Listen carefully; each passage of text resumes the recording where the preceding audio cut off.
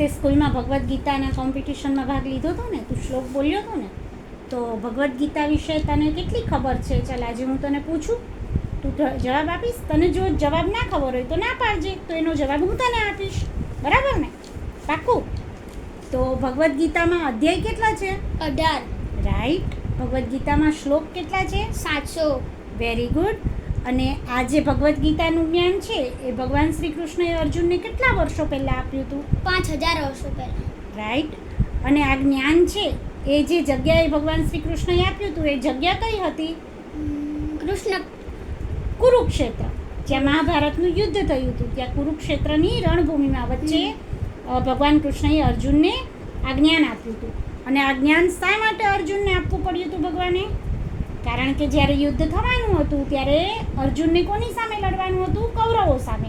એ કૌરવો એના ભાઈઓ થતા હતા. એટલે અર્જુન વિષાદમાં આવી ગયા હતા કે ભાઈ મારે મારા ભાઈઓ સામે કેમ લડવું?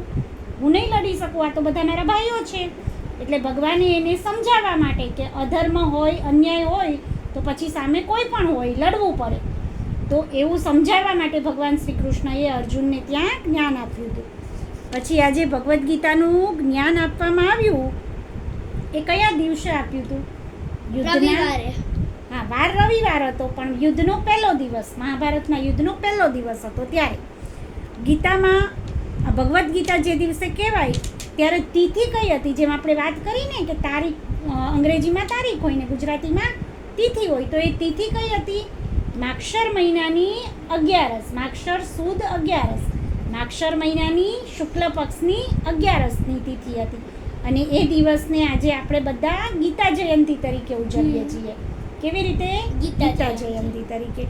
કૃષ્ણ ભગવાનના મુખથી ગીતા સાંભળનાર કોણ હતું? અર્જુન અને સંજય.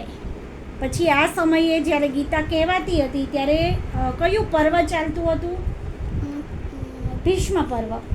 કયું? ભીષ્મ પર્વ.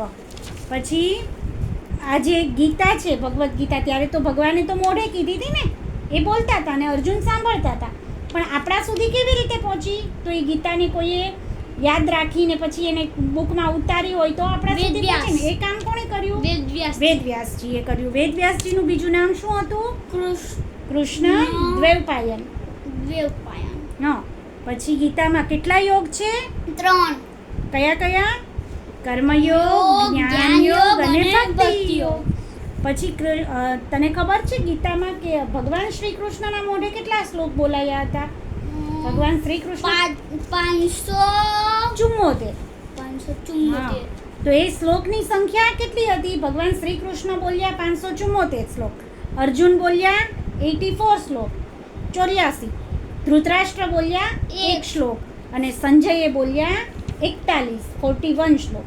તો આ પ્રમાણે કુલ શ્લોક થયા 700. કેટલા થયા? 700. તો આ રીતે ભગવદ્ ગીતા વિશે આપણે આજે જાણ્યું ને. તો હવે ભગવદ્ ગીતાના તું શીખે છે ને અધ્યાય બોલતા, 15મો અધ્યાય તે બોલ્યો હતો ને, તો એવી રીતે આપણે ભગવદ્ ગીતાના રોજ એક શ્લોક શીખવાનો, એક શ્લોક બોલવાનો, બરાબર ને?